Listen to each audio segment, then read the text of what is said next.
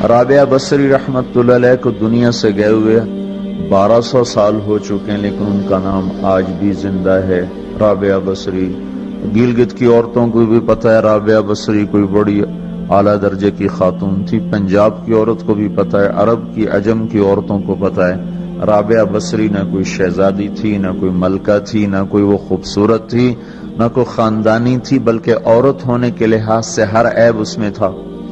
خاندان اچھا ہونا چاہیے تو وہ غلام تھیں، باندی تھی، شکل اچھی ہونی چاہیے تو وہ بدصورت تھیں، کالی تھی۔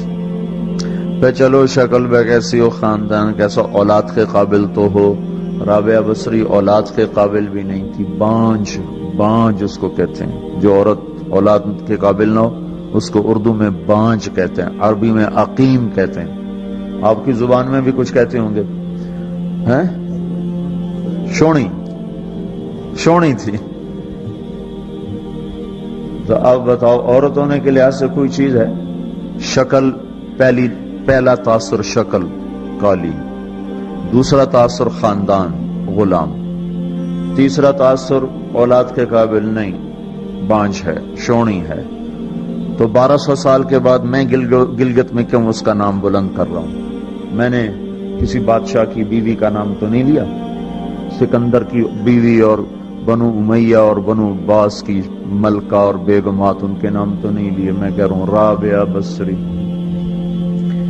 ان کی عادت یہ تھی، وہ روزانہ عشاء کی نماز کے بعد غسل کر کے کپڑے بدل کے اپنے خاوند سے پوچھتی آپ کو میری ضرورت ہے؟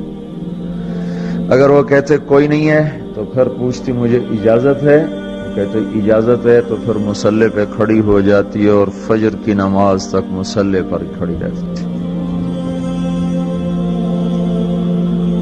ان کا خاوند جلدی فوت ہو گیا، جوانی میں ہی بیوہ ہو گئی، تو حسن بصری بصرہ کے امام، کیا سارے مسلمانوں کے امام تھے، وہ خود آئے، خود چل کے آئے کہ میں آپ سے شادی کرنا چاہتا ہوں۔ وہ کوئی شادی کا شوق نہیں تھا ان کو، وہ تو اولاد کے قابل نہیں، شکل صرف ان کی نیکی اور ان کا جو اللہ سے تعلق تھا، ان کو یہ لالچ ہوا کہ یہ میری بیوی ہو جائے تو اس کی توفیل شاید میری بخشش ہو جائے۔ تو ان کے پاس آئے، کہنے لگے رابعہ میں آپ سے شادی کرنا چاہتا ہوں، خود پیغام لے کر آئے۔ تو انہوں نے فرمایا میری 4 باتوں کا جواب دے دو تو میں شادی کر لیتا ہوں۔ کہنے لگے کیا؟ کہ یہ بتاؤ میں جنتی ہوں کہ دوزخی ہوں؟ کہنے لگے یہ تو میں کچھ نہیں کہہ سکتا۔ اچھا یہ بتاؤ جب اللہ تعالیٰ قیامت میں اعمال نامے اڑائے گا، کسی کے سیدھے ہاتھ میں آئے گا، کسی کو الٹے ہاتھ میں آئے گا، میرے سیدھے ہاتھ میں آئے گا کہ الٹے ہاتھ میں آئے گا؟ کہنے لگے یہ بھی کچھ نہیں بتا سکتا۔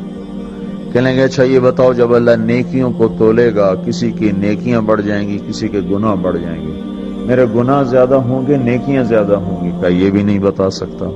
کہ اچھا یہ بتاؤ جب لوگ پل صراط سے گزریں گے، کوئی پار نکل جائیں گے، کوئی نیچے گر جائیں گے، تو میں پار نکلوں گی کہ دوزخ میں گروں گی؟ کہنے لگے یہ بھی میں نہیں بتا سکتا۔ تو پھر فرمایا اچھا جاؤ مجھے تیاری کرنے دو، مجھے ان 4 باتوں کی تیاری کرنی ہے، میرے پاس شادی کے لیے وقت کوئی نہیں ہے۔ ایک دن اٹھی، سالن پکانے کے لیے سالن ہانڈی، دیکھا تو پیاز کوئی نہیں، اب پیاز کاٹ کے ہانڈی میں ڈالا جاتا ہے۔ اب پریشان بیٹھی ہیں، نہ کوئی بیٹا، نہ بیٹی، نہ خامد، نہ بھائی، نہ کوئی خادمہ۔ تب سوچ میں پڑی پیاز کہاں سے لوں؟